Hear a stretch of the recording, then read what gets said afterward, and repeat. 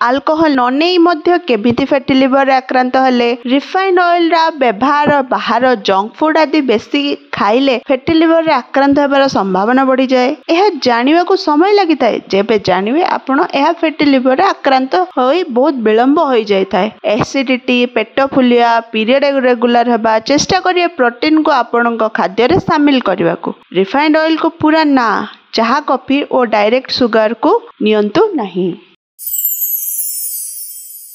आज आपण को फैटी लिवर विषय रे कहबी। फैटी लिवर एते मात्रा रे कॉमन प्रत्येक 3 जन मध्यरु जन को होई थाए। सहर कथा कहबा को गले प्रत्येक 60% लोक फैटी लिवर रे आक्रांत। ग्रामांचल रे रहउतिबा लोक मध्य कम नहंती। एथिरे 20 to 30% महिला और शिशु मध्य एथिरे आक्रांत। फैटी लिवर कौन पाई होई थाए तार लक्षण ओ एथिरे कौन खाइबा और कौन न खाइबा। एबे बहुत प्रश्न उठुची जे अल्कोहल न नै कि मध्य फैटी लिवर रे केमिति आक्रांत हेली। केवल अल्कोहल पाई फैटी लिवर होई न थाए आपणकर पूरा लाइफस्टाइल ऊपर निर्भर करि थाए। नंबर 1 फैटी लिवर काहा को हुए। आपण सुगर बा चीनी जातीय खाद्य अधिक मात्रा रे नेउथिबे। रिफाइंड ऑयल को रोसई रे अधिक व्यवहार करथिबे। ता सहित जंक फूड फैटी फूड्स खाइबारे अधिक इनक्लूड करूथिबे। मोस्ट इम्पोर्टेंट सेडेंटरी लाइफस्टाइल अर्थात कौनसी प्रकार शारीरिक एक्सरसाइज करूनथिबे योगा व्यायाम आदि करूनथिले फैटी लिवर रे आक्रांत हेबार आशंका बढ़ी जाय थाए।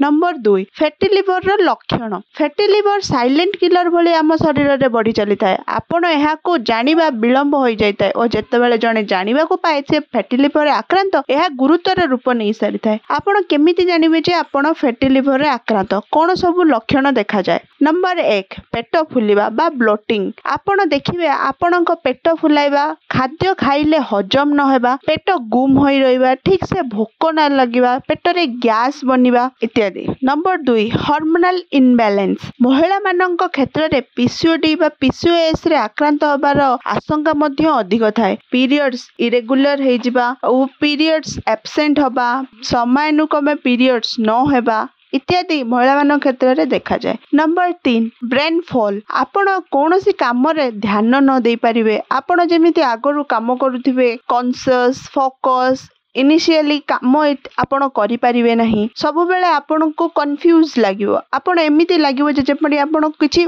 भूली जाउचंती। नंबर 4 स्किन ड्राई हे जिबा पिंपल्स एक्ने आसीबा थक्का लगिबा आपणकर एनर्जी लो अनुभव करिबा अलसुआ लेजीनेस आदि ए सब लक्षण रहुची। ए सब लक्षण थिले आपण विलंब न करी डॉक्टर को परामर्श नियंतु। कोन खाइबे कोन न खाइबे। जेतेबेले जने फैटी लिवर रे डिटेक्ट हुए first suggestion lifestyle modification and द्वितीय खाद्य पेय तृतीय जंक फूड अल्कोहल स्मोकिंग को टोटली बंद करिबा। जदि जने कुहे मु स्मोकिंग करेनी अल्कोहल निए बाहर खाद्य खाएनी तापरे मध्य मते फैटी लिवर आक्रांत तो आपण को घरे जहा खाउचंती ताहा संतुलित कि। फास्ट आपण डेली खाद्य रे संतुलित खाद्य नियंतु जेमिति कि सबु प्रकार खाद्यर सम्मिश्रण जेमिति आपण खाद्य रे डेली प्रोटीन को ऐड करंतु। आलमंड बादाम वालनट सीड्स राशि फ्लेक्स सीड चिया सीड इत्यादि आपण ऐड करी खाई परिबे।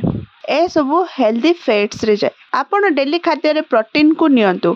आपण डेली खाउतिबा खाद्य रु जेतिक एनर्जी आसे डेली कार्यकलाप शेष होई ओ जेतिक एनर्जी बंची जाए लिवर ताको फैट रे जमा करथाय। रिफाइंड ऑयल को कंप्लीटली ना कहंतु। एहा बहुत क्षतिकारक in case of fatty liver. आपण सरिष तेल नै परिबे। सबुटो भलो सोर्स जदी देखिबे आपण ओलिव ऑयल मध्ये नै परिबे ओ आपण लिमिट रे घिओ और बटर मध्ये खाई परिबे। ओ चाहा कॉफी को लिमिटेड करदेवा उचित अर्थात बंद करदेवा भल। फैटी लिवर केस रे ओजन स्वाभाविक भाव बढ़ी जाए थाए। फैटी लिवर रो मेन कारण हेउची एक्सेस ईटिंग ऑफ कार्बोहाइड्रेट्स जहा फल रे इंसुलिन स्ट्राइक हुए फैटी लिवर रो रिस्क बढ़ी जाए। तो एहा को ठीक करिया को हेले आपन को संतुलित खाद्य खाइबा को पड़िबो। संतुलित खाद्य अर्थात बैलेंस फूड जहाँ अर्थात बॉडी को जहाँ दरकार nutrition like fruit vegetable grains protein and diary अर्थात क्षीर जातीय प्रोडक्ट ଏହାକୁ ପ୍ରତ୍ୟେକ ଦିନ ଖାଦ୍ୟରେ ସମାନ ପରିମାଣରେ ବଡିକୁ ଯେତିକ ଆବଶ୍ୟକ ସେତିକ ପରିମାଣରେ ନେଲେ ଆପଣଙ୍କ ଫ୍ୟାଟି ଲିଭରରୁ ବଞ୍ଚିବେ। ତା ଛଡ଼ା ଆପଣଙ୍କୁ ଆଉ କୌଣସି ରୋଗ ଆକ୍ରାନ୍ତ କରିପାରିବ ନାହିଁ, କାରଣ ଆମର ଦୈନନ୍ଦିନ ଲାଇଫଷ୍ଟାଇଲ ଓ ଆମର ଖାଦ୍ୟକୁ ନେଇ ଆମ ଶରୀରକୁ ରୋଗ ଆକ୍ରାନ୍ତ କରିଥାଏ। ରହିଲି, ନମସ୍କାର।